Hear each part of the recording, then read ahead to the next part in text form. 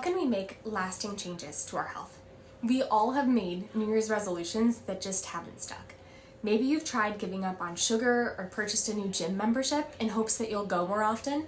And let's say you start out pretty strong.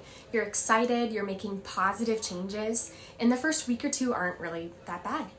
But unfortunately, according to research found in the Journal of Clinical Psychology, more than 50% of us who try to make behavior change are unable to make that habit last beyond 6 months. And the average person makes the same resolution 10 more times without succeeding. So what does that tell us? It tells us most of us know the health changes we need to make. Knowledge isn't the problem. It's sticking to that behavior that is the real challenge. As soon as that initial motivation wanes, it's hard to keep going on your own. And this is where accountability comes in. We all need supportive relationships in our lives to walk alongside us, encourage us, hold us to those promises that we've made to ourselves.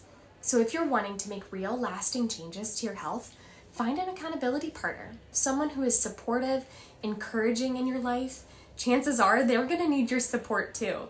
Write out a plan, set some goals, and share them with your friend or your partner, and commit to holding each other accountable to reaching those goals.